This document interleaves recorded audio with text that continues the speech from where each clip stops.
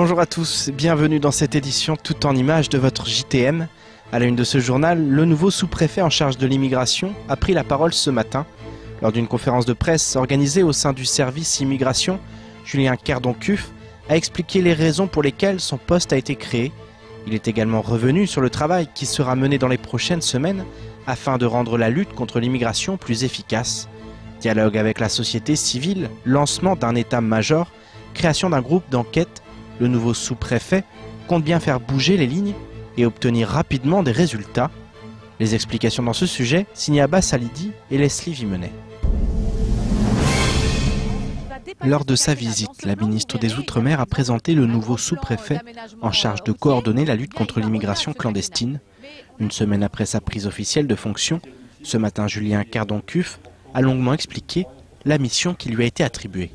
Pour coordonner l'action des services de l'État en matière de lutte contre l'immigration clandestine, d'une part, pour avoir un travail partenarial avec les élus et les représentants de la société civile, pour co-construire cette lutte contre l'immigration clandestine, et puis enfin pour agir en profondeur sur la lutte contre l'immigration clandestine, sur tout ce qui fait vivre cet écosystème clandestin, tout ce qui permet à des étrangers en situation irrégulière de se maintenir sur le territoire. C'est le travail illégal, l'habitat illégal, les reconnaissances frauduleuses de paternité.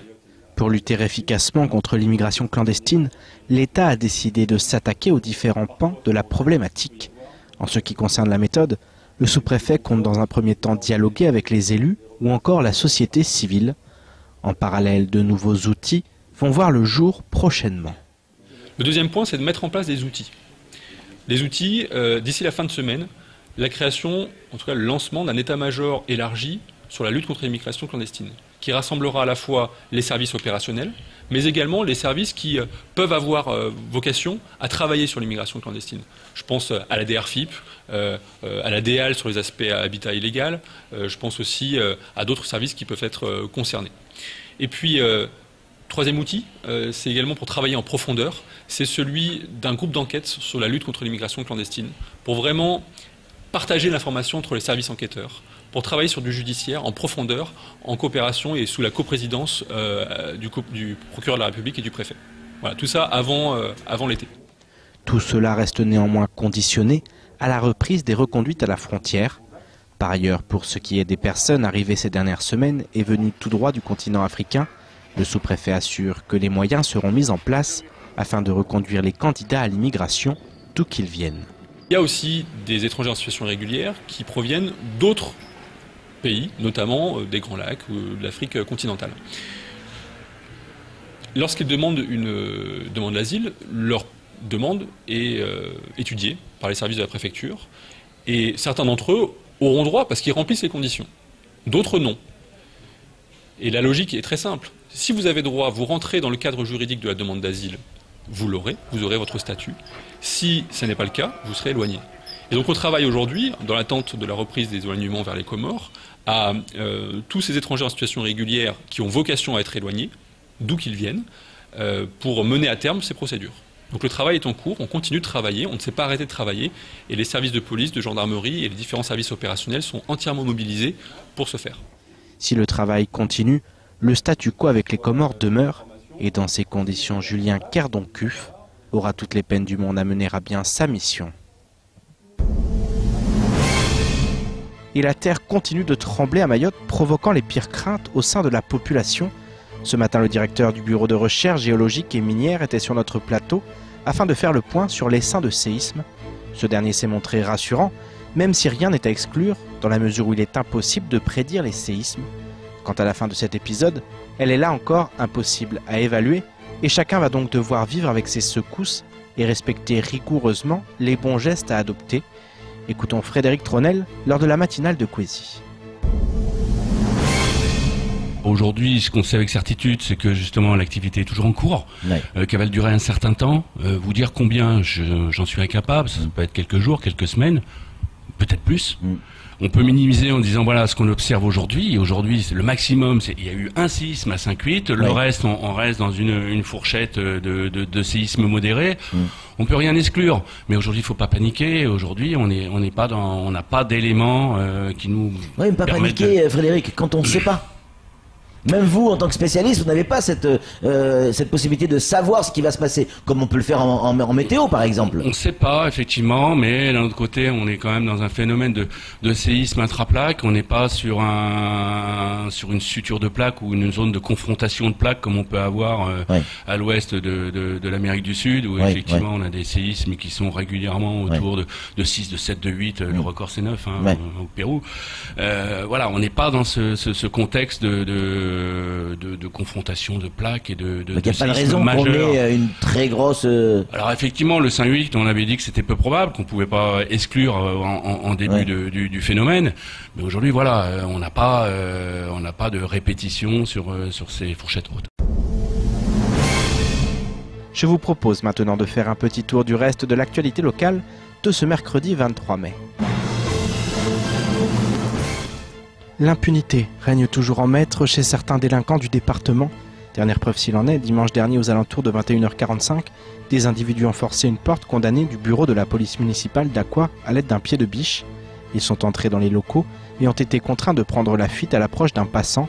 Ils n'ont ainsi pas pu emporter avec eux le matériel informatique qu'ils recherchaient, mais un agent a constaté la disparition de certaines tenues et de quelques effets personnels. Alertée, la brigade de gendarmerie de Mtsamboro a réalisé les premières constatations. Une enquête est en cours, mais plusieurs questions subsistent. Le bureau de police n'était pas gardé, ne dispose pas de système d'alarme et n'est fermé que par une simple porte en bois. Face à ce cambriolage dans un lieu censé incarner la sécurité, des travaux de sécurisation devraient être réalisés prochainement. À Mayotte, les déchets transitent par les quais de transfert répartis dans l'île avant de filer vers l'installation de stockage des déchets non dangereux de Dzumonier. Les décharges à ciel ouvert sont donc interdites, mais beaucoup de travail reste à faire. À ce titre, le 17 mai 2018, l'agence AFD de Mayotte et le CIDEVAM 976 ont signé plusieurs conventions de préfinancement de subventions ADEME et CPER en vue de réhabilitation des anciennes décharges de Achiqué et Badamier. Dans l'attente du versement des subventions correspondantes, ces préfinancements vont permettre au CIDEVAM de disposer de 1,9 million d'euros pour payer les entreprises mobilisées dans le cadre de la restauration des sites concernés. Les travaux de réhabilitation devraient commencer au cours du second semestre de cette année. Ils consisteront principalement en un reprofilage des pentes, au comblement des zones d'érosion, en la pose d'une couverture de matière argileuse ou encore à la végétalisation des sites des décharges.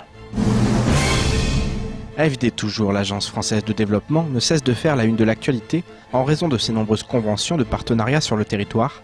Jeudi dernier, l'institution et la commune de Chirongui ont signé des conventions de préfinancement d'opérations d'investissement. Ces conventions de près de 5 millions d'euros de subventions ciblées permettront à la commune de réduire les délais de paiement des entreprises sur ces opérations d'investissement. Grâce à ce partenariat, la ville de Chirongui pourra payer les factures sans avoir à attendre que les subventions de l'État ou de l'Europe ne lui parviennent. Sont concernés par ce dispositif les projets de réhabilitation des écoles de Chirongui 1 et de Tsimkoura, la création du lotissement Stade, la construction du marché couvert ou encore la création de l'écomusée de la Mangrove. Depuis l'annonce du plan pour Mayotte par la ministre des Outre-mer, les réactions se sont multipliées, mais peu d'entre elles ont fait montre de satisfaction.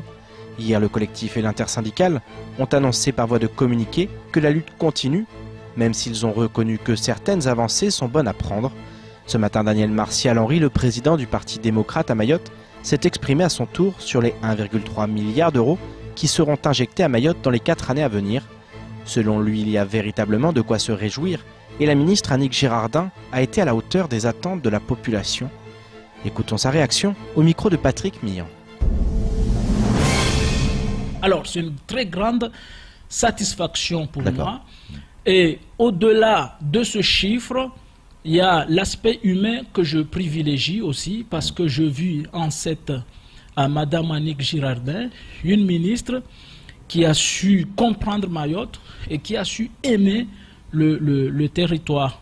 Si certains avaient peur que la France nous lâche, moi j'avais peur plutôt que ce soit la ministre qui nous lâche avec toutes les pressions qu'on lui avait mis. Mais je pense qu'elle a tenu et elle a démontré à travers ce chiffre l'amour qu'elle a envers Mayotte et je ne peux qu'être satisfait. Ceci étant, si vous me permettez de rappeler, c'est que à chaque fois qu'un ministre fait quelque chose de très bon à l'endroit de Mayotte, le Mahorais n'ont pas grand-chose sinon que de le remercier. Donc je la remercie pour ça. On termine cette édition avec la grande exposition artisanale Made in Mayotte qui a débuté le 7 mai et qui prendra fin ce samedi.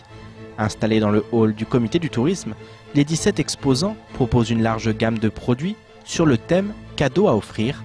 Stylos en bois, bijoux, jus de fruits, ce regroupement de savoir-faire offre aux visiteurs des idées à l'approche de la fête des mères. Nous étions sur place ce matin afin de découvrir cette exposition qui en appelle d'autres. Le point dans ce sujet signé Abbas Salidi et Daniel Deragakoura. Le hall du comité du tourisme accueille de plus en plus d'expositions en tout genre. Depuis le 7 mai dernier, ce sont 17 artisans qui se relaient quotidiennement afin de proposer leurs produits Made in Mayotte. Il y a 17 exposants, donc on est très contents. Il y a à la fois des artistes, des associations, des artisans à leur compte.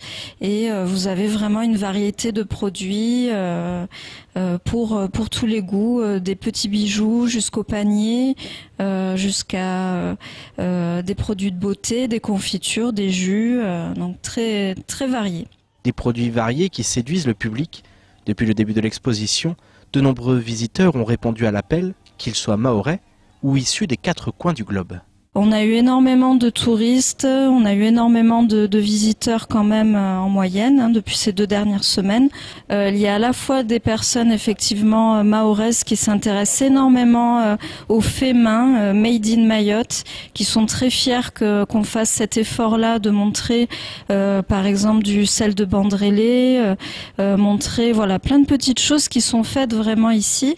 Et à la fois il y a aussi des touristes qui viennent en vacances et des résidents qui sont là en mission peut-être pendant 2 ans, 3 ans ou 4 ans.